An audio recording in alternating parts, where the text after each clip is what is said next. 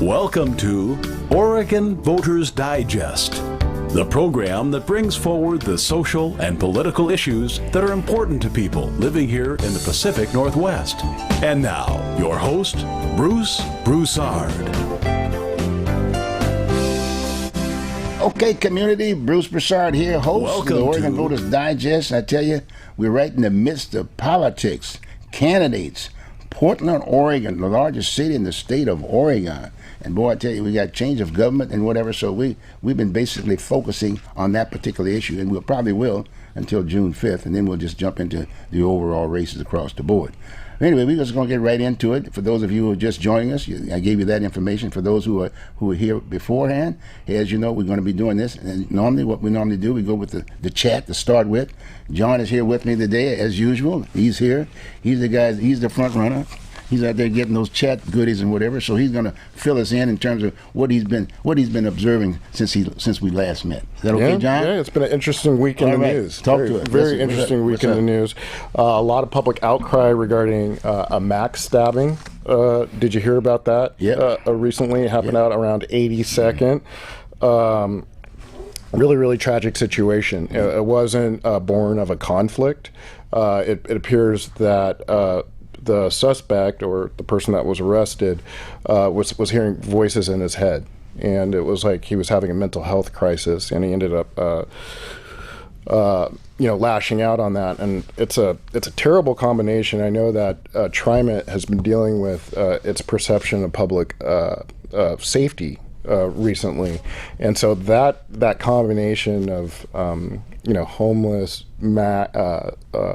public transit, untreated mental illness, and violence. It's just really they've got some issues. It's a big PR hit for TriMet. Even Renee had an issue. They were taking the video, that piece, and all of a sudden there he was just riding the bus, and all of a sudden he got attacked, so to speak, if you will. So another K2 did a really nice article on that. I recommend the guests take a look at that.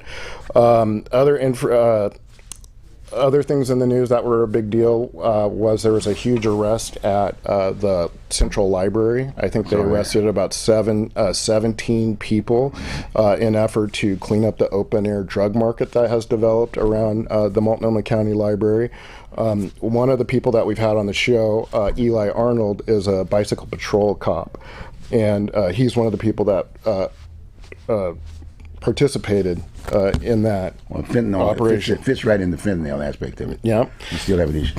And then continuing with the theme downtown, as we mentioned on the other show, one of the responses to the fentanyl declaration, emergency declaration, was to close the bottle drops at Safeway and Plaid Pantry. That was done by Governor Kotek. Governor Kotek has extended that ban an additional 30 days. And as a downtown resident, I have noticed a decrease in the number of people walking around with cans. I actually realized that sound of like cans in a big bag have become part of sort of the urban symphony. You hear it like when you're just walking around. Okay. All the time. Another issue that recently came up is it seems like our head over at the county keeps taking hits in the PR department. The latest hit that Jessica Vega Pederson took was we have Asylum Seekers here in Portland. And I believe it was Catholic Charities that was providing them hotel rooms. And so Catholic Charities ran out of money and turned to the county. And what came out in the newspaper, and I'm quoting this from KGW, is the county's response was to give them tents. That was their first response. Since then, they have extended their hotel stay to April 30th. But it does look like we're starting to get a flow of migrants here, which are going to affect, sort of our homeless response also.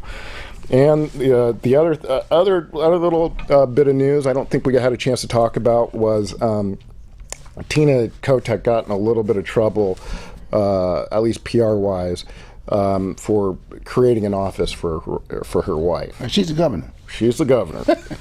And so that caused some tension with her staff. She ended up losing her chief of staff. It's a real interesting dynamic. I wish we had a little bit more time, but we have such a full show of guests that we really can't dig deep into it. But she made a decision. She made a decision, absolutely. But the underlying story is that Governor Kotek's chief of staff came up through SEIU. And that's where Tina Kotek's wife comes from. And so it sounds like the chief of staff, when they were both at SEIU, she was like the junior staff member. And then so, you know, it's a tricky combination trying to mix all that stuff together. And in some sense, it created like a two-headed dragon down there where, you know, you're talking to Governor 1A and Governor 1B. But anyway, let's move over to the rumors and speculation section of the show. Yep.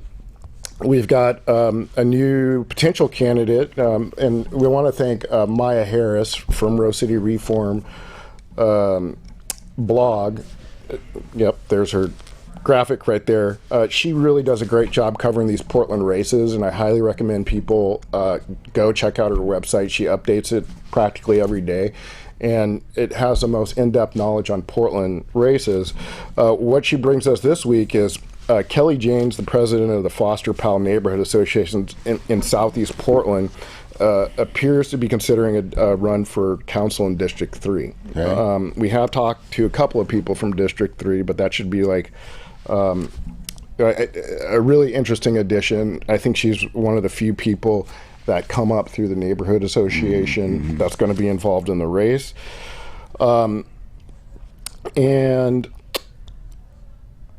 let's see. How about the candidates as far as what she's doing in that newsletter? Do they have access to that also, too? Yeah, absolutely. I highly recommend the candidates to check it out. If I've reached out to any candidates about an interview, she does put a link to the candidates' interviews there for them. Yeah. Is there? What's the link? What's that link? It's on the graphic. It's rosecityreform.substack.com. We don't have. Okay. And so she's been really doing a good job of getting out and introducing candidates. We've got an exciting show coming up here. Bruce, you're going to lead off our interviews here with the current city councilor and candidate for District 2. I saw some cool little rumors updates on him on fundraising, showing his prowess a little bit. And then we have Tiffani Penson, who's currently, I believe, on the PCC school board. Okay. She's going to be following right after Dan, and she's also running in District 2. And then we have our first mayoral candidate, Durrell Kinsey Bey. He's going to be closing out this first segment. So, with that regard, let's bring on Dan. All right, let's get Dan. Dan, come on. This is community television, Dan. You notice we don't break. We just. Yeah, this is just very community. Yes. Very community television aspect of it. So we again, in all due respect, it's respecting the folks that are out there, the little people. A lot of times they're dealing with the commercial stuff, and as you know, the commercial aspect of it, they're selling ads. We don't sell ads here. We're just basically trying to educate the public about what's going on. No commercial breaks. No commercial breaks at all. We're just chatting with you. Yes. Welcome aboard. Thank you, Bruce. Nice it's good seeing to you, see Commissioner. you. Nice seeing you, Commissioner. First off, you're the Commissioner. And you know, we're fortunate to have you today because the fact of the matter is you're the sitting Commissioner, you're City Council still, and we're going to take advantage of that to a certain degree, even though you're a candidate. Yes, I am. And I want to commend you and thank you very much for having identified yourself, because you guys were just getting out of boot camp. You still had a couple more weeks to stay there. Yes, we do. You know what I mean? Seriously. Because in all due respect, those chairs are going back and forth. The mayor was trying to adjust all kinds of deals for the bureau's aspect of it. He'd take one guy here and put him over here, and it's a little confusing to the public, for that matter. And I just had a little bit more of a personal deal because I happen to know who you are, and I have a little bit more of your history aspect of it. I knew your brother when he was here with us. You know what I mean? That was a sad situation. Oh, thank you. And bottom line, but the fact of the matter is that, to me, that was a natural fit when the mayor announced the fact that he was going to appoint you, if you will, to the whole issue of the homeless piece. the homeless piece, because the homeless piece from the city standpoint. When I was sworn in September of 2020, exactly, he gave me that assignment. Exactly, and I knew there was going to be a bumpy road aspect of it, but he had the right person for that deal. So again, I want to make sure that I thank you for that, and the community thanks you for that. Okay, Yes. you got me. And you live in the area. Yes. See, that's a very important piece. So, but you are a candidate. But what we're going to do, like I said, we're going to take advantage a little bit, and if it's possible, and then we're going to talk a little bit more about your candidacy on the end of the piece. But if it's possible, we'd like for you to just kind of, you're on city council right now. You're sitting there, and it's beyond 3 minutes. You got me sitting up there doing 4 minutes. So if you can kind of give us just a little update review about what's happening with the city. I know you had the last meeting this past Thursday, right? Wednesday Wednesday is council meeting day. Yeah. See, I've been to Wednesday. And sometimes Thursday afternoon. Yeah.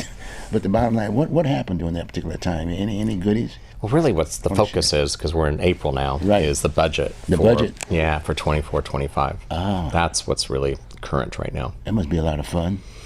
Well, we're building, because Yes. that's what we're in the middle of. And I actually like building, so change doesn't really bother me, and you just have to make sure we build it right. Right. So I've been working hard to take the practice area that I'm overseeing to make sure that it's ramping up. So on 1/1/25, we're really embracing the fact that we have a city manager, and we now have what used to be commissioners in Right. charge of work areas. Okay. We'll have a deputy city manager. Okay.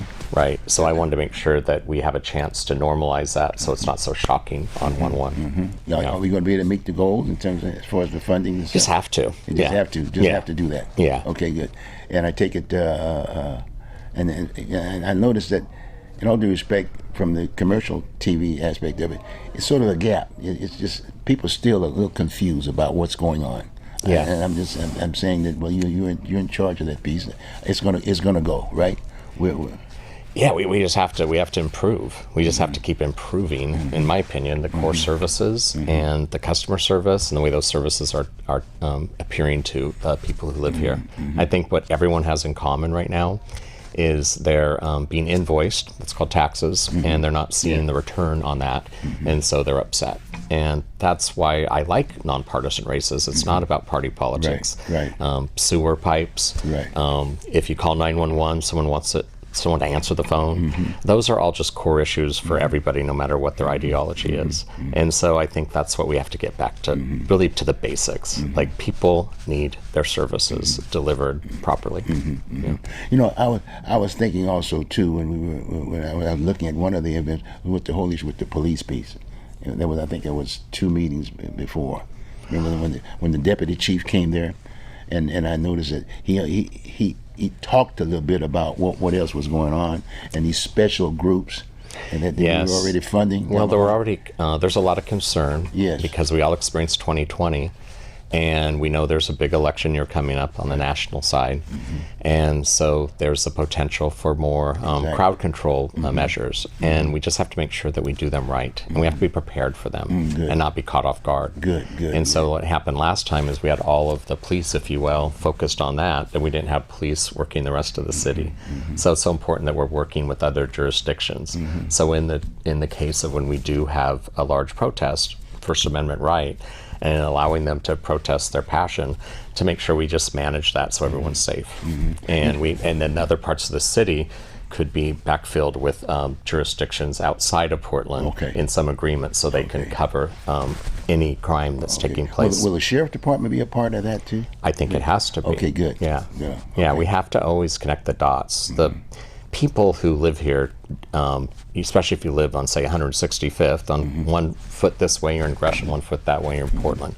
It doesn't. We have to work together. Right, exactly. And the county, of course, is the equalizer for all of that. Exactly. And they oversee our jails, and that's important. Exactly. Yeah. And in fact, on that same point, it seems a lot of times, a lot of people, I think they're thinking maybe that the city is running the county. Oh, everyone thinks the city does everything. Yeah, we have a bigger brand. Right. But it's, there safety. is a real distinction, and yet our handoffs are what we have to improve upon. Yes. When I got tossed into the deep end on homelessness in 2020, it was really obvious to me that most people assumed it was 100% on the city. So I didn't want to complain, but I actually know the entity that's running this is the county. Yeah, exactly. They oversee health and human services. Exactly. We do the infrastructure. So we're the first responders, but we have to take people somewhere. And I think that's always been the challenge on where are we going to take people when our city, our state has just been failing for decades when it comes to mental health and behavioral health. Yes, We've had a exactly. tendency to call out what's bad about what goes on, but we don't have the,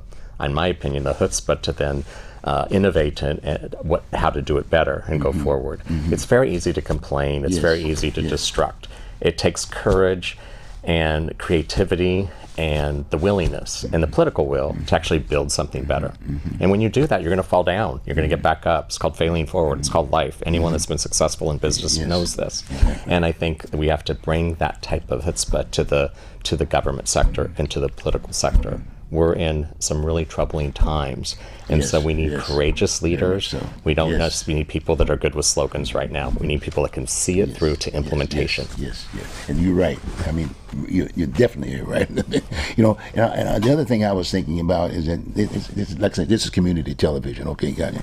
And I'm just trying to bring in some of the things that the community has been chatting with us here at Open Signal and said, Bruce, please, would you talk to these folks that are running for office?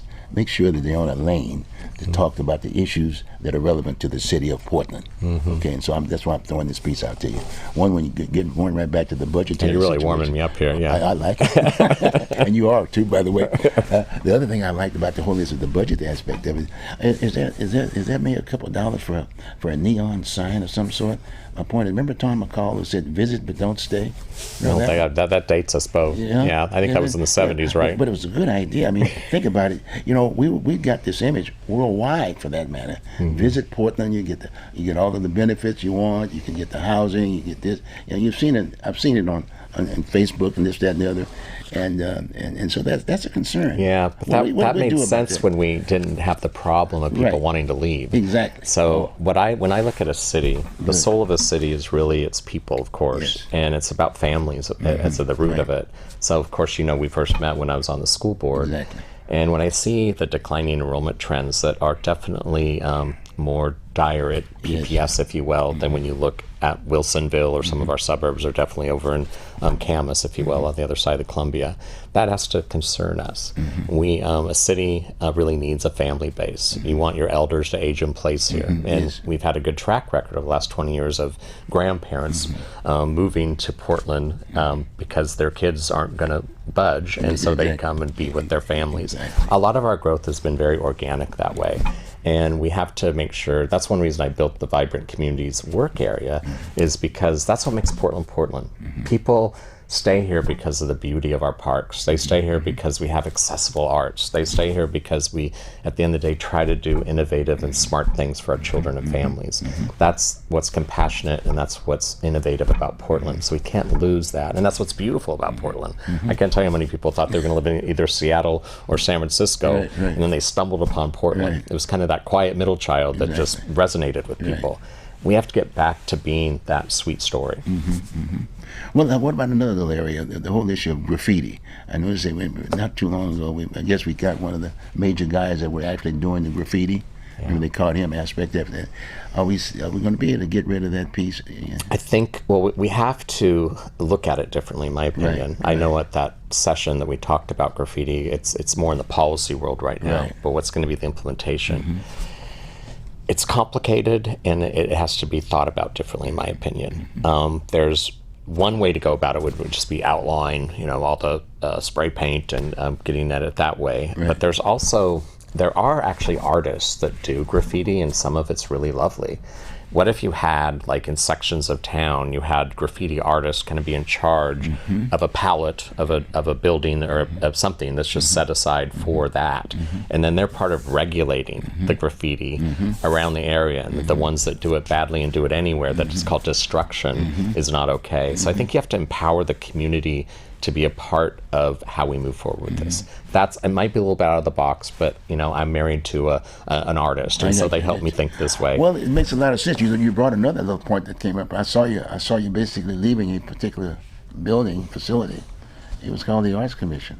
What's that? The Arts Commission. You used to have that at one point in time. Yeah, I have. That's in my portfolio. Oh, it's still is? Yeah. Well, boy, I hope they're listening about the idea of. Well, no, I have putting the a arts package. portfolio, and Okay. what we have to do with the taxpayers' money for Yeah, those that's investments what I'm is we have to talking make sure that they're invested Exactly, properly, and it properly. really is such a return on investment. Okay. A lot of people dismiss the arts as an economic driver, and they really are off when they do that, because we see in a lot of cities when they have comebacks, they really cultivate the arts, they invest in it because it activates the streets, and it activates the streets with people that are happy, that are spending money at restaurants, Exactly. and you feel safer when you're not the only one on the street. Exactly. So I lived in New York City in the 80s, and it was a rough time in New York, but I'll tell you, when you would go down, even Times Square wasn't as pretty back then, but we would go to shows when everyone was out on the streets, you still felt safe.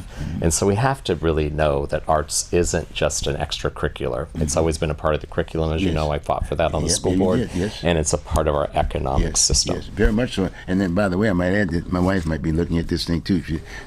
She gets that bill for taxes and whatever. She gets that bill from the Arts Commission. And people are still concerned about still picking up that art tax. Yeah, the one that you have to do separately. Yes. $35. Yes. Thanks for reminding me. I filled my taxes, but it is getting close to April 15th. That is an issue. By the way. I'll go click away when I get home. Look like we're going to be getting a guest here, not too shortly. But how much time do we have left? How you doing? How much time do we have? 1 minute and 40 seconds. Okay, good. Oh, you haven't asked me the questions Keep going. about running for office. Hey, community. And then John comes in and says, we have 1 minute. No, man, I'm taking the fact the man is still sitting on city council. See? I want to get the updates right now, the real meat, if you will. But now that you're running a candidate. There he is. All right. Talk about your candidacy. Sure. Well, first of all, it's about roots for me.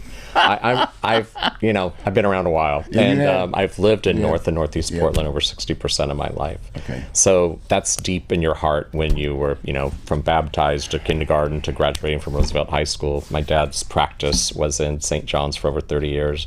My mom, after raising 8 children, was a graduate of the University of Portland. So I can't really go around North and Northeast Portland and bump into somebody that doesn't call me Danny, because that's what I was called, of course, when I was younger.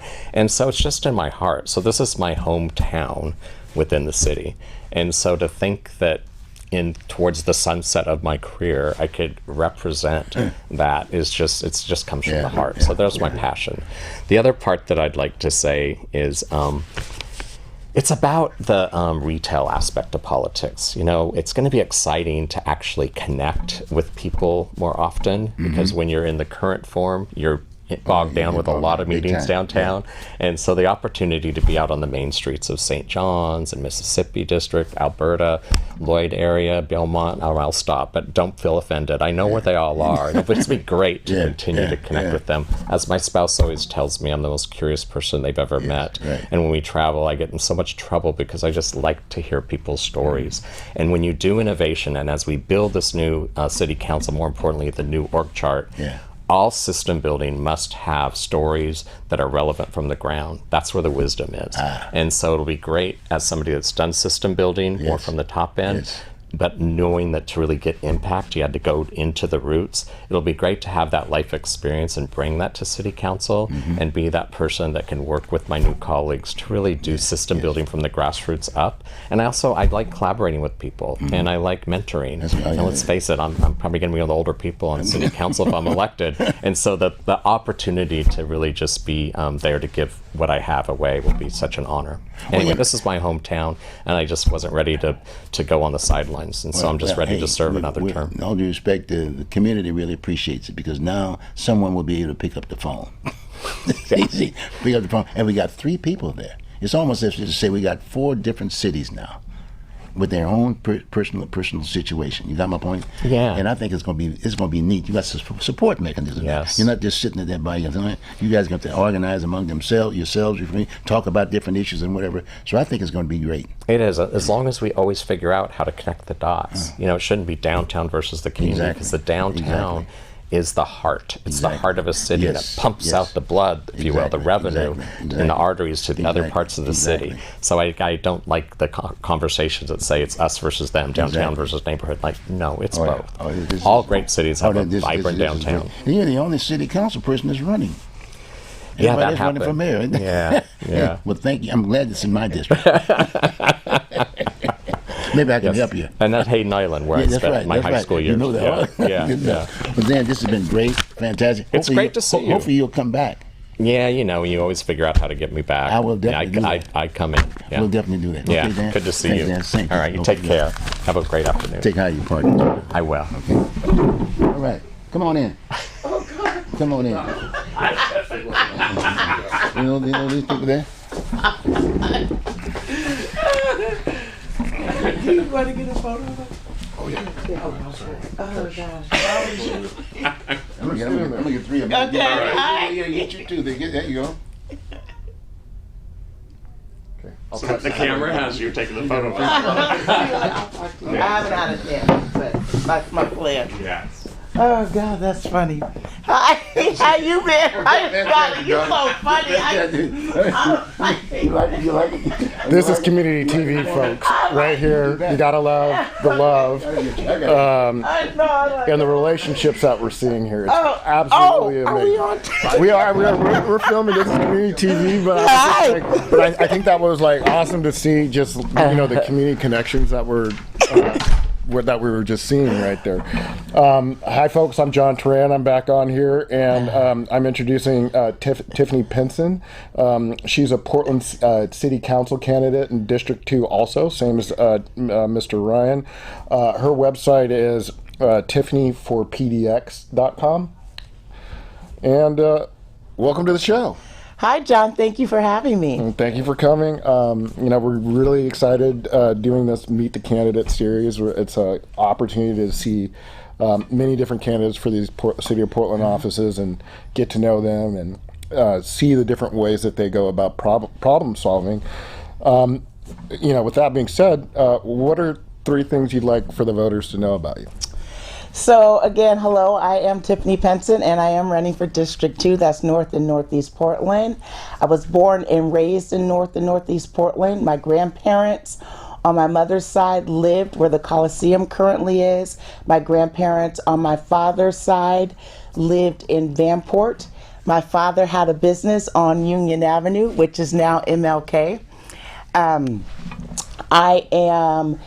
I've worked at the City of Portland for over 20 years, and so I have a lot of experience in the operation, which that really sets me apart because I understand the operation, I understand budgets, policy, how things are done. I am committed to my community. I am in my 2nd term elected to PCC board, and I love that because I strongly believe in access to education and career pathways. So those are 3 things. Awesome. So it sounds like that background's going to kind of build up to what your priorities are going to be. So what are your priorities going to be and why? I want to just start by cleaning up unsafe and unsanitary conditions, specifically focusing on the business districts, the main road, so that is MLK, Williams Avenue, Mississippi, Columbia, all of those things.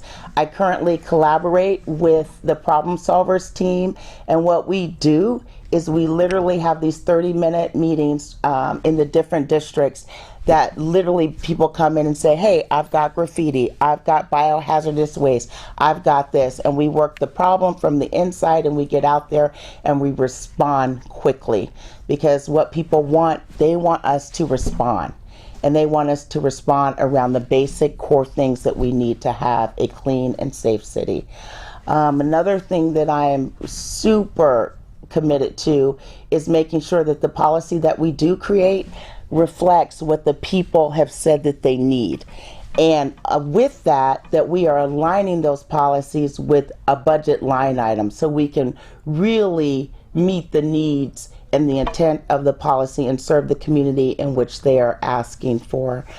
I am committed, like I said, to education and career pathways, and why this is something the city should really continue to invest in is because we have every type of career pathway within the city, from engineers, inspectors, plumbers, we can go through the list. And so I worked for a former mayor on the education team, and we created a program called, co-created a program called SummerWorks and Future Connect. Future Connect still lives in PCC. We invest in that. We invest in our youth providers, the POICs, the SEIs, all those organizations that provide wraparound supports for youth.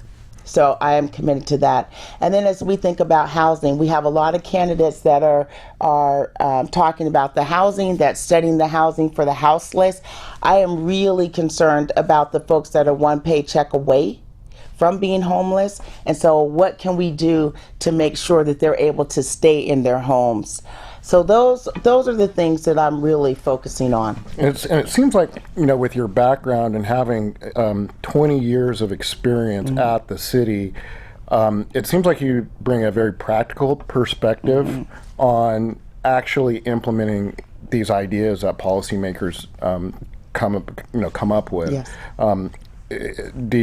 Do you have anything to share about how you your experience makes it easier or benefits you? So the interesting thing, all of the things that I just talked about, with aside from the housing, are things that I currently do, things that I have built programming around. Like I've done a lot of, I created roles like supplier diversity officer before it was a thing. And that was intentional to meet the needs of minority and women-owned businesses, provide technical assistance to give them access to contracts at the city and teaching those things. So I know how to create something from a vision and get it through. And more importantly, I know who you have to work with to get it done. And so I'm a good collaborator. I build good relationships, and I bring people together to make sure that we meet the needs, the needs of our internal customers, because I do think about us. I am a city employee, our internal customers and our external customers. So I have a lot of experience in that, and I'm comfortable in my experience, and that's what sets me apart from all of these candidates running. It sounds like you're ready to hit the ground running. Yeah. And you know exactly what you need to do within the structure of the government in order to make these ideas come to reality. That's very, very exciting. Well, besides money, how can voters help you? We always need money, but what's more important to me is I want people to vote. I want you to vote for me, number one, but I want people to get out there and vote. I want people to educate themselves on all the candidates that are running, and I want people to really feel comfortable in accessing me. You can do it through my website. If you want to contact me, tell me what your priorities are, give you feedback, all of those things, please feel free to contact me at tiffanyforpdx.com. And I just would love your support. Thank you for having me. Excellent. And a little bit about your district. Do you have a favorite? One of the things I like about talking about the candidates, they all have different favorite places they like to go in the district. I was wondering, do you have a favorite restaurant or? I have so many favorite places, but I would be remiss if I didn't mention Chris Salas on Williams Avenue, because I go there literally 4 to 5 times a week. The owner has hired summer work students. I like a lot of things about her summer work students, and during the pandemic she supported the nurses at Legacy, making sure that they had nice, healthy food, and we just have a good working relationship. She understands access, she understands giving youth opportunity, and all of those things are near and dear to my heart. So I believe in supporting that because she supports the community and the youth, which I love. Excellent. And is there anything else you'd like to share with the voters here? Well, I'm just going to be frank here. All right, we like frank. I know that I am the best woman for the job. I know that I will represent you because in my life, in my daily life for over 20 years, I've represented my community. I've done what people need, what is right. I've served people. I just believe that it takes all of us to build a community. And yes, we're in some challenging times, but I'm very hopeful that if we work together, we will climb our way out of this. So this is only temporary. The best is yet to come. Excellent. Well, thank you for coming, visiting you. us. We appreciate it. This should be up on, this will broadcast this week and will be up on video. I'm going to go grab Durrell. Okay, thank you. Thank you, Tiffany.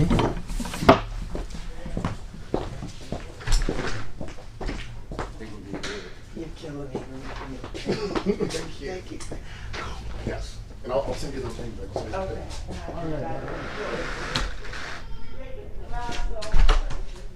All right. All righty. Excellent. Welcome to Oregon Voters Digest. Thank you, John. Thank you. Yes. Appreciate you, brother, man. Appreciate you coming. It's like you introducing yourself to the community is a really big part of democracy and getting people involved. Yeah. And so, part of, to me, let me introduce everybody first. This is Durrell Kinsey Bey. He's running for mayor of City of Portland. His website is durrellformayor.com, where you can find his full platform. And can they also contact you via the website? Is there like an They email? can contact me through email, but my number is 509-406-4853. 509-406-4853, and that's my direct cell number. As a brave candidate, putting it out there, so it looks like he's probably willing to answer any of the guest questions. And so, as always, you can send questions to me, but the man himself has spoken. So, with that regard, what are 3 things you want voters to know about you? I am first and foremost thankful that I'm here, opportunity to speak with you and work with the colleagues that you're working with. It's a great establishment. That's first and foremost. Thank you. With respect to space. Great that I'm opportunity for me also. But in regards to your question, I am a Moorish American, agrarian Moslem. I am a youth advocate, and I also am a grandfather at 30 years old. Oh, wow. Congratulations. So there's a lot of things going on. Thank you. Is there anything else you want to know? Anybody else? Anything else you want anybody? Is there anything else you'd like people to know about you before we jump into the policy part? Absolutely. Well, the foundation is kind of spearheading towards the questions, and is recognizing that what's important to me is establishing moral rejuvenation and healing justice for the city of Portland. Absolutely. And so that's what your priorities are going to be. Then you would say, yeah. That's at the top, because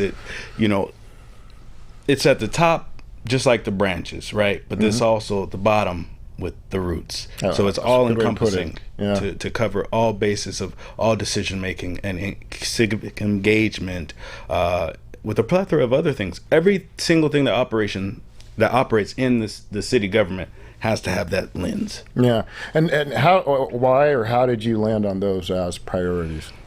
So, being a young man from Eastern Washington, my family was big on activism and big on education, and as well as military, and as far as being educated in the military. And so having a love for the country, having love for family, and having a faith, those things kind of built a foundation for me to recognize the nucleus that brings everyone together when it comes to respect, when it comes to appreciation, when it comes to human dignity, like when it comes to conflict resolution, comes to restorative justice, morality is always been at the forefront. And so to implement that, having a moral compass that is like spread across the city that people can embrace as opposed to just have as a concept, it's something that they can internalize.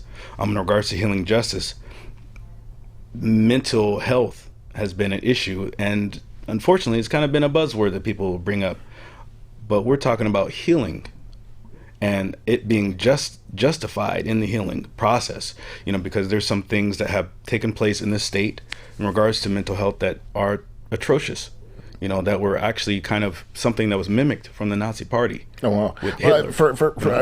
I'm not familiar. Do you feel like sharing some of those things? Well, going back to some of the sane asylums that I believe they closed around the 1970s, really were inhumane treatment to people. Basically trying to get inside their brain and kind of control and dictate what the outcome will be based off what type of things that they give them. And a lot of individuals that have been in those type of conditions, they're fully aware that is inhumane. And, Yeah. and they have a lot of people, unfortunately, who are probably still on the streets from the closing of some of those insane asylums out there in the streets in Portland. Yeah, I was recently reading about the government's experiment with LSD around that time. So I wonder if that actually went on here in Oregon. But yeah, thank you for sharing that. And maybe, I guess, if you're not okay with this, we can just move on to how voters can help you. But like, what would be, say, like an ideal world with the ideal city council, you as mayor? What would be the first piece of legislation you'd like to pass? That is a great question. Thank you. Being a youth advocate and recognizing the importance of supporting the youth, supporting the future of our world, right? Oftentimes people thought to go to the prisons and help recidivism be reduced from getting in the prisons and helping revitalize the thinking and the mentalities, etc. But I've personally taken initiative to go to the juvenile center to be able to get acclimated to the county's infrastructure in regards to the community justice department. So I'm waiting on my credentials, whatever, from them. And I think that is important because 13-year-olds that I work with, 5 more years, they're going to be legal adults. And so if we want to equip them with tools so they could be better adults, that's going to make a better society. Definitely. And more importantly, the organization I work with, Youth Leadership Development Organization, is called REAP. And our goal is to proactively ignite, elevate, and engage the next wave of leaders for the future now. So we're dealing with people's children and grandchildren. And being a grandfather now myself, there's some things that we have to give them, that we owe to give them. Because some of us adults did not get those things. We have to be able to be the torchbearers and trailblazers in regards to adding value to their life. And then how long have you been with REACH? I've been with REAP, R-E-A-P. Excuse me. All is well. Yeah, I work with REACH too. Okay. But I've been with REAP for 3 years, in 2021, which is the same year I came to Portland. Okay. Came to Portland January of 2021. Right during the pandemic. Absolutely. And prior to that, married in the pandemic, 2020. Congratulations. And then met my wife, 2019. Oh, wow. Proposed in 2019 after 6 months of knowing her. Okay. And what about, with REAP, do you guys currently have youth that you're working with there? Or? Yeah, we work with over 1,000 youth. Oh, wow. In Portland metro area. We're in 10 school districts and 30 plus schools. Okay. And we're expanding to Vancouver area and hopefully maybe in Salem. And then we have a school in Mali, Africa. Oh, wow. Okay. So it's, essentially an international organization. But the thing is the heart of it's been in Portland because the founders, Mr. Lavelle Thomas and Mr. Mark Jackson, are from PPS. Pastor Jackson? Absolutely. Yeah. Absolutely. Very good. Okay. Yeah. Well, awesome. And so besides money, how can our viewers or people help you with your campaign? I love that question a lot. Thank you. So do what you deserve to do. Like, take an opportunity to speak to the things that you want to change, and make it a lifestyle. Don't make it a fad. And forgive me if I get emotional because no, please do. It's a sad thing because there's so many different distractions, and that's what has, I would say, frustrated me the most. Because I think of my mom at one time, who was a single mother. At one time, my parents divorced when I was about 12 years old. And her still working with the federal government, the Department of Homeland Security and Department of Energy, had to take another job, right? And so she then was working at Albertsons as a baker in the evening time. So she woke up at 6 a.m. and then didn't come home till midnight. Oh, wow. So myself and my siblings, me being one of the oldest, I had to help with the food and help with getting everyone to bed and help with breakfast and help with, getting everyone to school. Like there was a process of a lot of pressure for that family unit. Yeah. And fortunately, we were able to withstand all the distractions and the struggles. But in regards to civic engagement, it only took place in our home, based off of, we had our little family meetings, right? We had those types of things there, but there wasn't an opportunity for my mom to go to, school board meetings, Right. PTA meetings, be a part of the PTA, add value to the dynamics of what we were experiencing, my sister and I and my younger brothers in our school.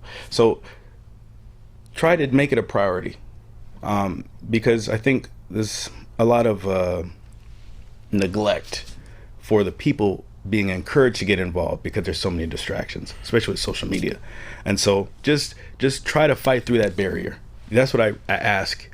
Fight through that barrier and do your best to, work with community members to maybe that you trust to watch your children, so you can go to the school board meeting, so you can go to the city council meeting, so you can go to the state capitol, so you can maybe work with your employer and maybe take a day off or mental health day if they exist, so that way you can be an advocate, at least share your word. I mean, at least 4 times a year or something like that. Sometimes that's not even feasible to do that in a whole lifetime. Yeah, especially if you have 2 jobs, so like you're saying. Or 3. Right.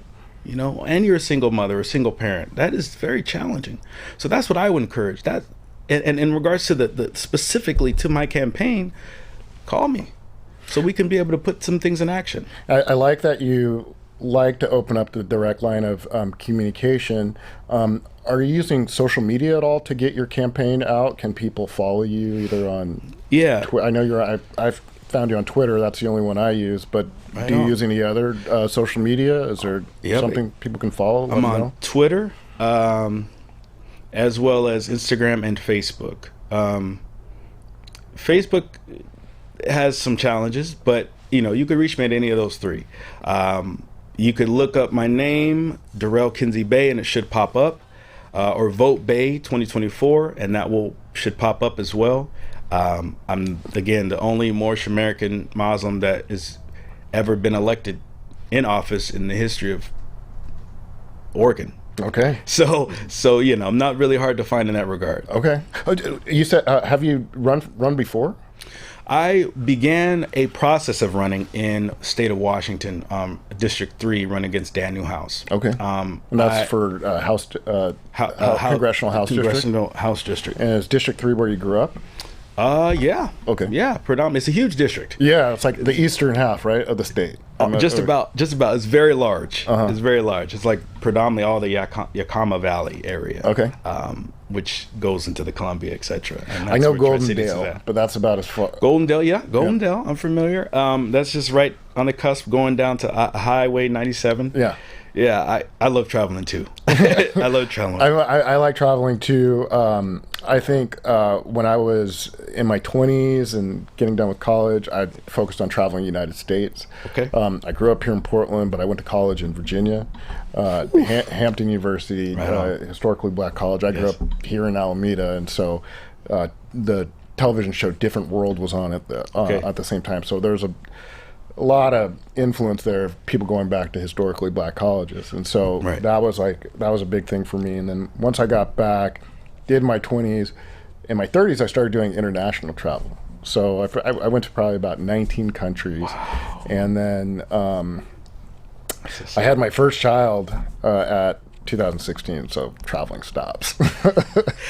Well, I travel, you can make it happen. When the pandemic happened, I was living downtown, and so for me to get out, I spent more time in the rural, or what I call red part of Oregon, and so that's actually when I went out to Goldendale, and I've been out to Union and things like that. So I really, I don't know. It's just kind of the arc that I've been on. One question I do like to ask people is it's usually for the city council candidates. I have an idea of approximately where they live. Are you comfortable sharing what neighborhood you live in? I would love to share. Okay.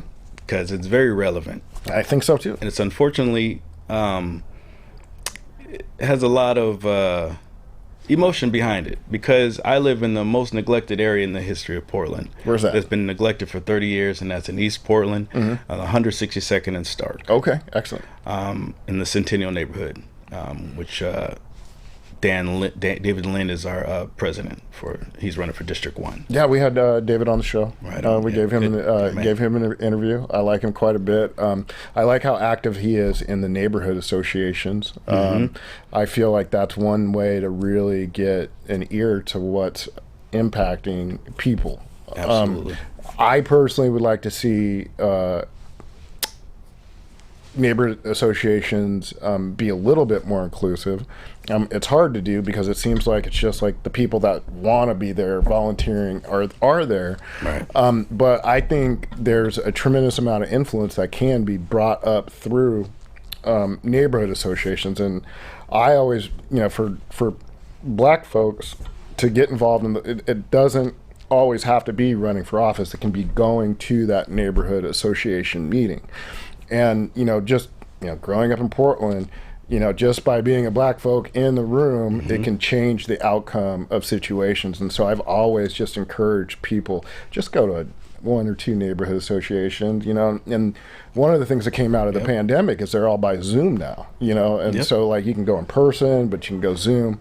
But I just, in my experience going to neighborhood association or just in Portland in general, being that black face there, makes you get acknowledged at least, and that's a step. There's Absolutely. only 77,000 black folks in Oregon, and so like if we're not asking, they're not given. So it's easy just to get in there. So with that being said, do you have a favorite restaurant out there? Do you do that, or do you have like a favorite park, either something like that? That is another good question. I appreciate that. So for me, it's more near Gilbert Park, right next to the elementary school.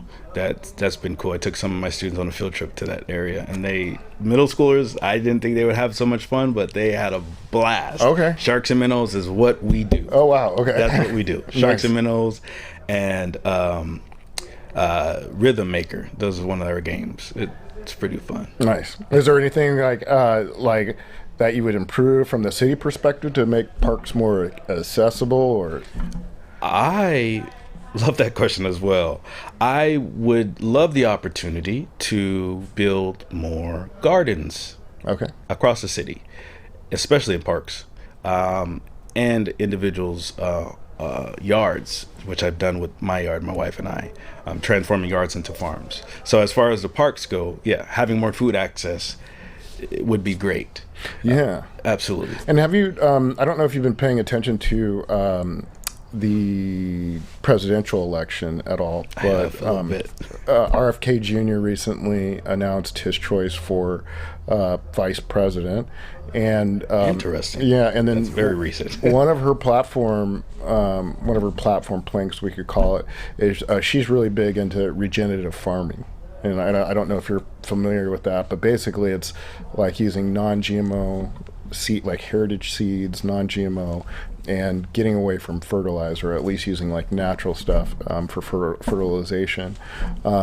It seems like it's a very like environmentally sustainable practice, and kind of combining that like with you're saying with like community gardens and parks, and gardens in people's houses. I think it's a real, from a health perspective, growing your own food and being engaged with the soil, and you kind of are creating that cycle of life. And so I'm always a big believer in food quality, food purity, things like that.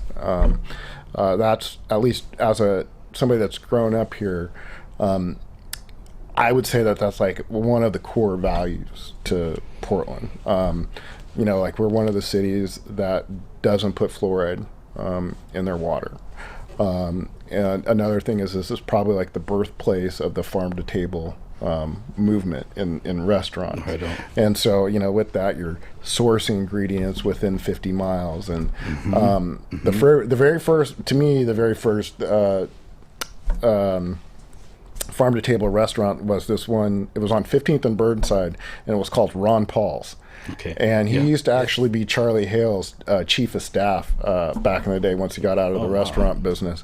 But it's been interesting seeing that phenomenon go around the country. Now you go to any city in the country, everybody's got a farm to table restaurant and trying to use local and fresh ingredients. Agro-tourism is a beautiful thing. Yeah. My father recently got elected to the USDA Farm Service Agency. Congratulations. Absolutely. And it's a beautiful thing that he'll be able to help assist our whole entire state with innovative ideas to be able to make strides toward food sovereignty.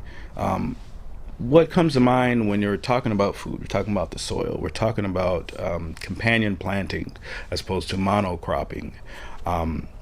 We want to be able to hedge against inflation. Like, I don't want any of our community members to be gaslit into believing that we could just function as a city and nothing else around us is going to happen. The national elections are irrelevant to us as a city because we're just able to create an insular economy with doing nothing. No. We have to be able to provide food, clothing, and shelter for all the people that live here and strive to make that scalable across the country. Like, that's what we're literally talking about. And so when we take an innovative approach to be able to provide food for people to eat that is locally grown, we gonna be a bad city. And in a good way, of course, like Michael Jackson bad, right? And so the thing is that we have to understand that we have to be more dependent on ourselves as a city and as an individual too, in regards to making your own decisions and not blaming and scapegoating, right? So we have to, as a city, we have to make sure that we are cultivating this environment of locally fresh grown food and have everyone adding to this. And then in another step to that is acquiring more gold and silver as citizens and as a city government. Because the US dollar, we know we can't just bounce around that topic. Our US dollar is not doing very well, and the whole entire world is not at all wanting to support it any further. So we have to be able to find a way to protect ourselves. Yeah, and this is me going on my thing, folks. But yeah, I think as citizens, one of the things that our state government needs to do is protecting ourselves from inflation. And put another way, I think what we're seeing as one of the responses to like the war that's come out of Ukraine is a de-dollarization that's going on throughout the world. And the people that are de-dollarizing have basically decided to move in a direction of backing their currency with some type of commodity. That commodity could be gold, silver, could be oil, it could be wheat, it could be whatever. Yes. And so, like, listening to these conversations, this is really a state level issue, but like, how do we protect our citizens from inflation that's being created, in Washington, D.C.? I've seen different responses to this. Utah, for instance, has decided that gold and silver, they're going to start saving a portion of their budget in that, which protects it against inflation. Texas, same thing. They have a gold depository. Digitally backed too. Right. And so, having that hedge, yes, it's great that we can make money off of services and intellectual capacity, but at the same time, we're very rich commodity-wise in a state. We produce wood, we produce crops, we don't produce any oil and gas, we don't produce any gold, but there's a way to protect Oregon citizens by Silicon Forest. Creating a state, really it comes through creating a state bank in order to do that. But we only got 15 seconds. Thanks for listening to that little monologue. I want you guys to all go ahead and check out Mr. Bey's website and give him some support. Thanks for listening. Thank you so much. Appreciate you.